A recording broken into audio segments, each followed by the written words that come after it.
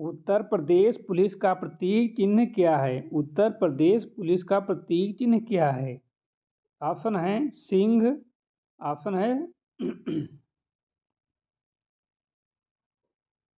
Uttar Pradesh police का प्रतीक चिन्ह क्या है? उत्तर प्रदेश पुलिस का प्रतीक चिन्ह क्या है? ऑप्शन है सिंह, घोड़ा, मछली या फिर हाथी। तो उत्तर प्रदेश पुलिस का प्रतीक चिन्ह जो है वो है मछली। Option number c is correct है। मछली है, क्या है? मछली है। यूपी पुलिस के प्रतीक में दो मछलियां हैं। क्वेश्चन पूछा जा सकता है कि यूपी पुलिस के प्रतीक में कितनी मछलियां हैं, तो आपको जवाब देना है दो। और एक धनुष भी है, क्या है? एक धनुष और बाण भी है। ठीक है, मछली जो है वो अवध राज्य का ऐतिहासिक प्रतीक है। क्या है? अवध राज्य का ऐतिहासिक प्रतीक है। और नवाबी शासन में जो है मछली क्या था? राज चिन्ह था। क्या था? राज चिन्ह था। सुरक्षा और सतर्कता और समृद्धि का संकेत है। क्या? मछली और धनुष बाण यूपी पुलिस की आधिकारिक पहचान है। ठीक है, क्या है? यूपी पुलिस की आधिकारिक पहचान है। अगला क्वेश्चन कि उत्तर प्रदेश की स्थापना कब हुई थी? उत्तर प्रदेश की स्थापना कब हुई थी? तो उत्तर प्रदेश की स्थापना जो हुई थी वो हुई थी 1861 में। ठीक है, 1861 में हुई थी। Option number b is correct है। ठीक है, 1857 की क्रांति के बाद हुई थी उत्तर प्रदेश पुलिस का गठन। ठीक है, यानी कि स्थापना या गठन बोलो, दोनों ठीक है। ठीक है, अगला क्वेश्चन है कि उत्तर प्रदेश पुलिस का आदर्श वाक्य मोटो क्या है? उत्तर प्रदेश पुलिस का आदर्श वाक्य मोटो क्या है? सत्य सेवा, सेवा सुरक्षा, सुशासन, सुरक्षा ही धर्म या जन सेवा सर्वोपरि। तो उत्तर प्रदेश पुलिस का आदर्श वाक्य मोटो जो है वो सेवा सुरक्षा सुशासन। Option number b is correct. कौन सा सही है? Option number b is correct है, सेवा सुरक्षा और सुशासन। जनता की सेवा प्राथमिक उद्देश्य है उत्तर प्रदेश पुलिस का। ठीक है, और कानून व्यवस्था बनाए रखना इसका मेन मकसद है। नागरिकों की सुरक्षा करना भी इसका परम कर्तव्य है। और सुशासन की अवधारणा यहाँ अपनाई गई है। आधुनिक पुलिंग का आधार भी है। ठीक है, अगला क्वेश्चन है उत्तर प्रदेश में डीजीपी की नियुक्ति किसके नाम से होती है? उत्तर प्रदेश में डीजीपी की नियुक्ति किसके नाम पर होती है? गृह मंत्री, मुख्यमंत्री, राज्यपाल या मुख्य सचिव। तो उत्तर प्रदेश में डीजीपी की नियुक्ति जो होती है वो राज्यपाल के नाम से होती है। इसके नाम से राज्यपाल के नाम से होती है। और डीजीपी जो है पुलिस का सर्वोच्च अधिकारी होता है। ठीक है, सर्वोच्च अधिकारी किसका होता है? पुलिस अधिकारी होता है। और नियुक्ति जो है राज्यपाल के नाम से होती है। ठीक है, और डीजीपी का जो चयन है वो यूपीएससी पैनल करता है। कौन करता है? यूपीएससी पैनल करता है। ठीक है, यूनियन पब्लिक सर्विस कमीशन करता है। अगला क्वेश्चन है उत्तर प्रदेश पुलिस का मुख्यालय कहाँ स्थित है? उत्तर प्रदेश पुलिस का मुख्यालय कहाँ स्थित है? कानपुर, प्रयागराज, लखनऊ या फिर वाराणसी। तो उत्तर प्रदेश पुलिस का मुख्यालय जो है वो लखनऊ में स्थित है। Option number c is correct, Lucknow में स्थित है। लखनऊ उत्तर प्रदेश की राजधानी भी है। ठीक है, और जो है यहीं पर जो है लखनऊ में जो है डीजीपी कार्यालय है और यहीं पर पुलिस का मुख्यालय भी है। ठीक है, और राज्य पुलिस का नियंत्रण केंद्र भी यही है। पूरे राज्य का नियंत्रण जो है पुलिस का वो लखनऊ से ही किया जाता है। और प्रशासनिक निर्णय भी यहीं से लिए जाते हैं। कहाँ से? लखनऊ से। ठीक है, अगला क्वेश्चन है यूपी में महिला पुलिस की भर्ती कब से शुरू हुई? उत्तर प्रदेश में महिला पुलिस भर्ती की शुरुआत कब से हुई? ऑप्शन 1965, 1973, 1985 या 1991। तो ये जो है 1973 से शुरुआत हुई थी। ऑप्शन नंबर बी है। 1973 से जो है यूपी में महिला पुलिस भर्ती की शुरुआत की गई थी, 1973 से। और ये शुरुआत करने का मेन कारण जो था वो महिला अपराधों से निपटने के लिए भर्ती की शुरुआत की गई थी। और महिला थानों की अवधारणा अपनाई गई थी इससे। ठीक है, और महिला जो है इसे महिला की सशक्तिकरण की दिशा में एक महत्वपूर्ण कदम था। आज जो है बड़ी संख्या में महिला पुलिसकर्मी हैं। ठीक है, और सामाजिक बदलाव का यह संकेत माना जाता है। ठीक है, तो ऑप्शन नंबर बी करेक्ट है, 1973 में। अगला क्वेश्चन है भारत में पुलिस व्यवस्था किस अधिनियम पर आधारित है? भारत में पुलिस व्यवस्था किस अधिनियम पर आधारित है?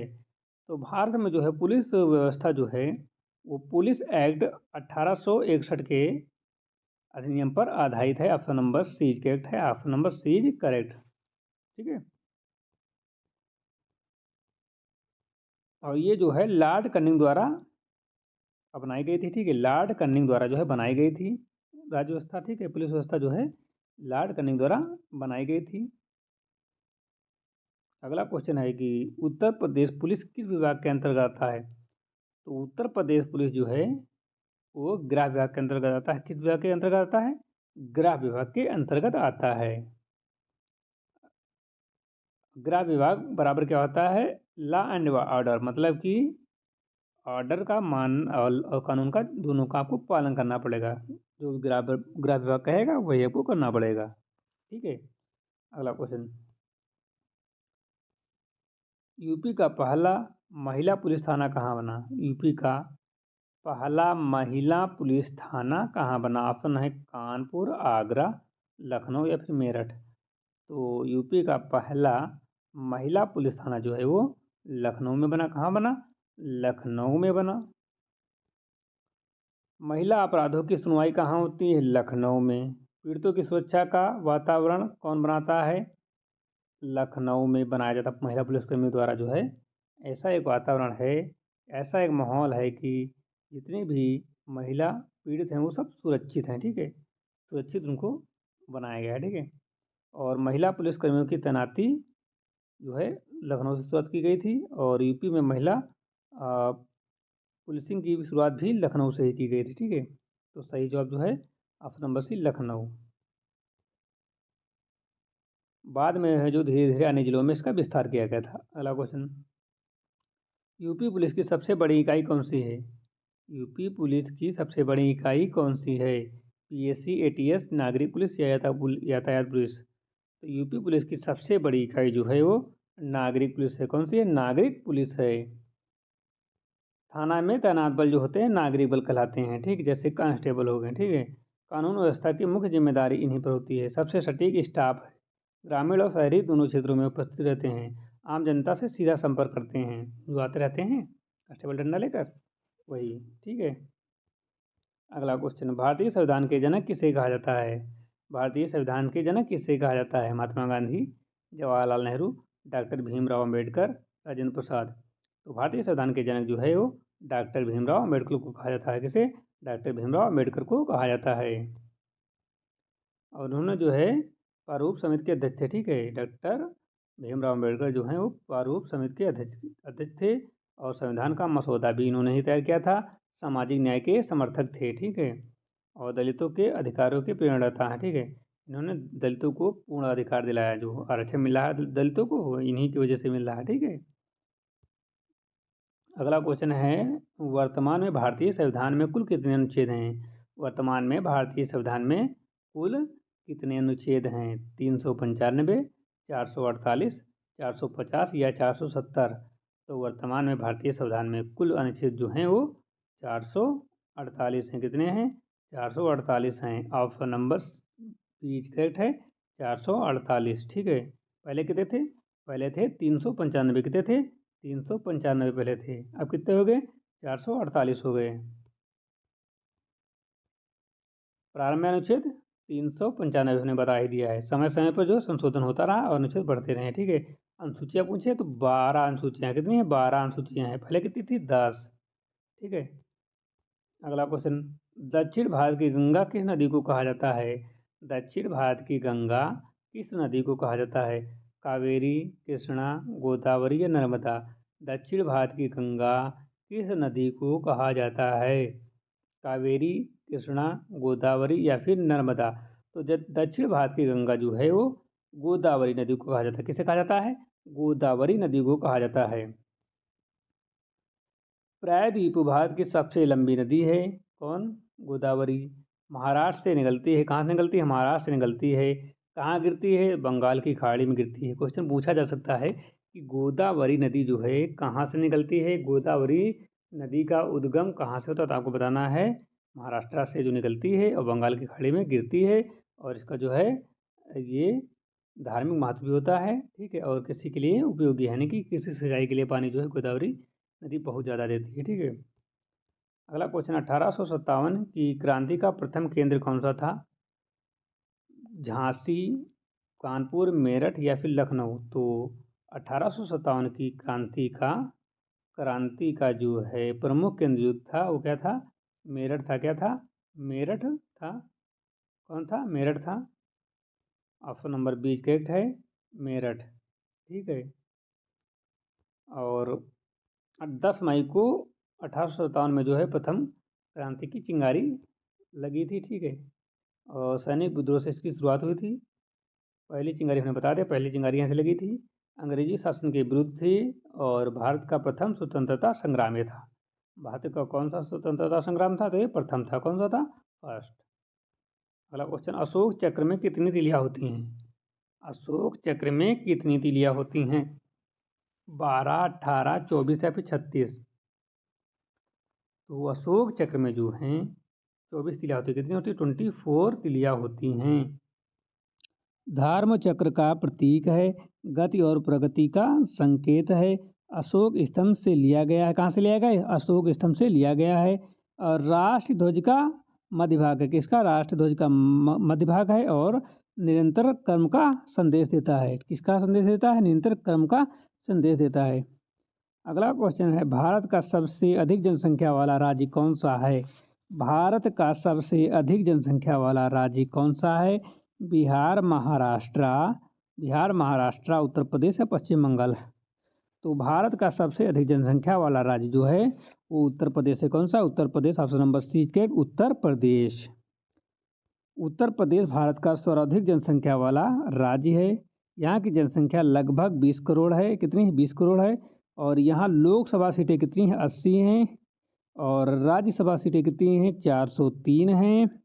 और प्रशासनिक दृष्टि से सबसे बड़ा राज्य है।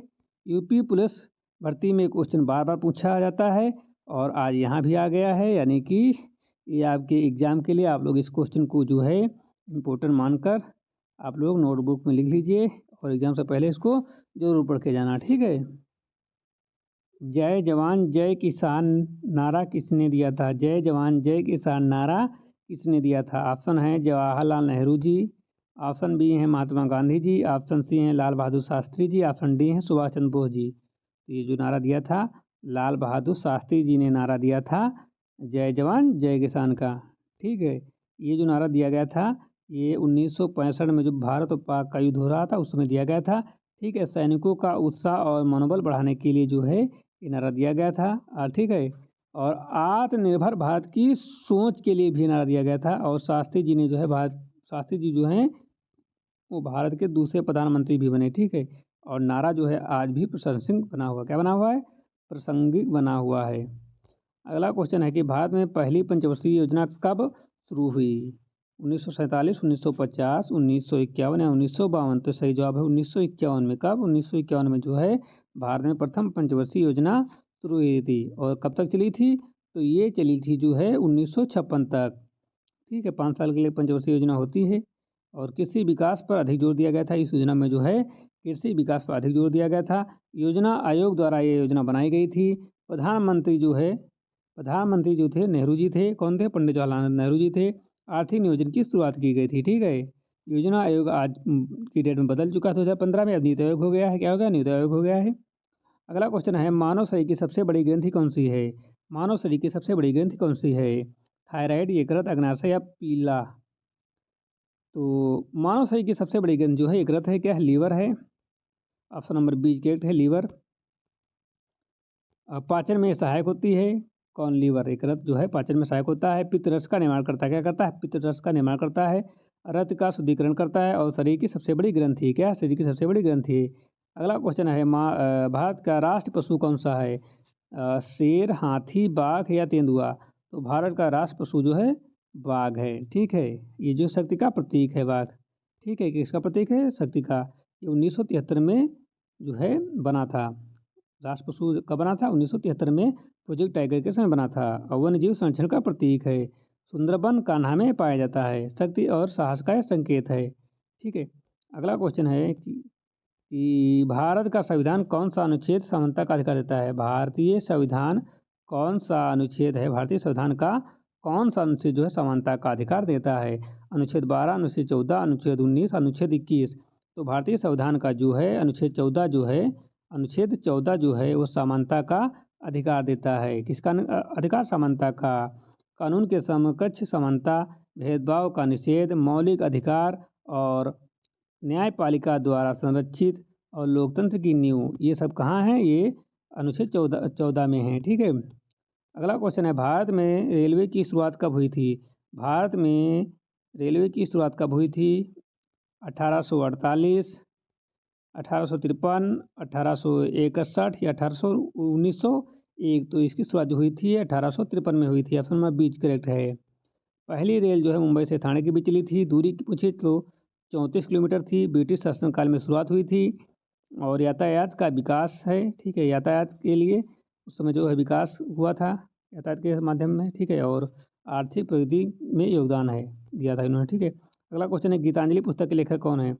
प्रेमचंद, रविन्द्रनाथ टैगोर, जयशंकर प्रसाद या महादेव वर्मा। गीतांजलि पुस्तक के लेखक कौन है?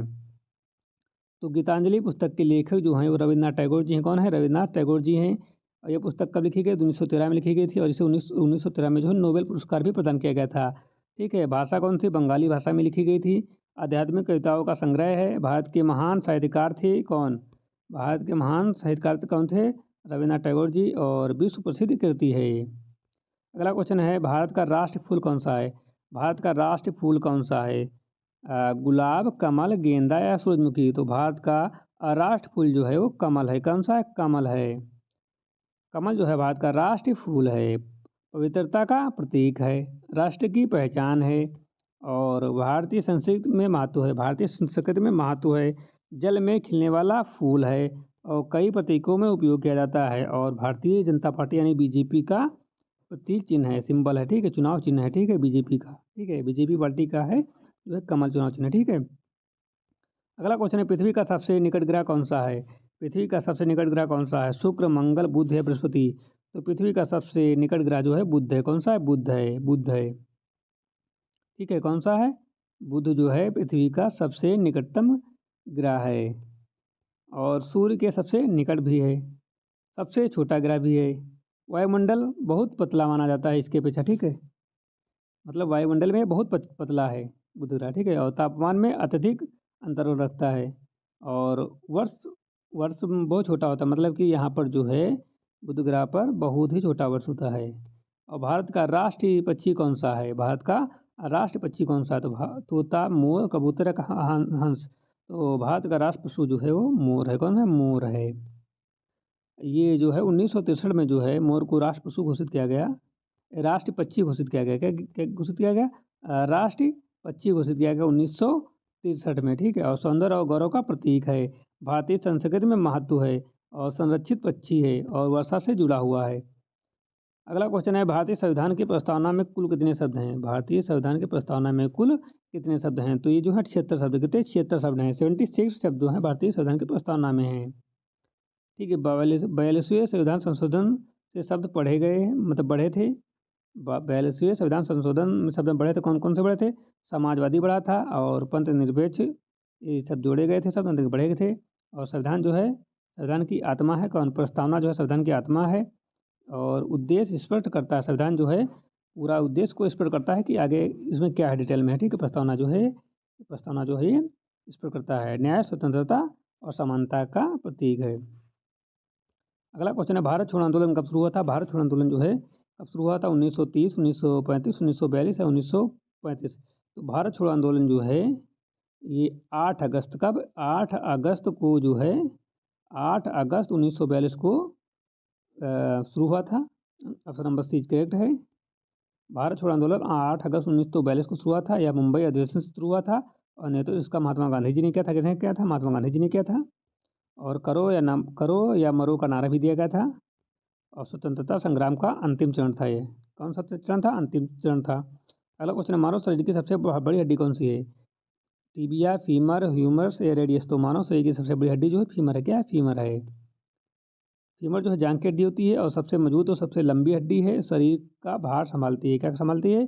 शरीर का भार संभालती है, चलने में सहायक होती है और कंकाल तंत्र का ये भाग होती है।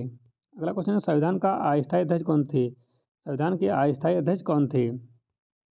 डॉक्टर राजेंद्र प्रसाद, जवाहरलाल नेहरू, सच्चिदानंद सिन्हा या डॉक्टर अंबेडकर? तो संविधान सभा के अस्थायी अध्यक्ष जो थे वो सच्चिदानंद सिन्हा जी थे। कौन थे? सच्चिदानंद सिन्हा जी थे। संविधान सभा की पहली बैठक हुई थी, ठीक है, और उसके अस्थायी अध्यक्ष को जो है पहली बैठक में ही बनाए गए थे सच्चिदानंद सिन्हा को। वरिष्ठ नेता वरिष्ठ नेता जो थे सच्चिदानंद सिन्हा जी थे, ठीक है। बाद में स्थायी अध्यक्ष जो है डॉक्टर राजेंद्र प्रसाद जी को बना दिया गया था और संवैधानिक इतिहास का यह महत्वपूर्ण तथ्य है, ठीक है। तो इसी के साथ एक क्लास समाप्त होती है। यदि आपको क्लास अच्छी लगी हो तो लाइक कर देना, चैनल पर नए हो तो चैनल को सब्सक्राइब कर लीजिए, बेल आइकन को प्रेस कर लीजिए ताकि आने वाली वीडियो का नोटिफिकेशन सबसे पहले आप लोगों को मिल सके। जो लोग अभी तक स्टडी ऑनलाइन पॉइंट्स पर नए हैं, चैनल को सब्सक्राइब नहीं किया वो तो बिल्कुल ही चैनल को सब्सक्राइब कर लीजिए, ठीक है। जो लोग अभी तक स्मार्ट स्टडी के ऑफिशियल टेलीग्राम चैनल को ज्वाइन नहीं किए हैं तो सभी लोग टेलीग्राम चैनल को ज्वाइन कर लीजिए। टेलीग्राम चैनल पर जो है आपको क्लास नोट और PDF प्रोवाइड कर दी जाएंगी, ठीक है। तो मिलते हैं एक नई क्लास के साथ, तब तक के लिए जय हिंद।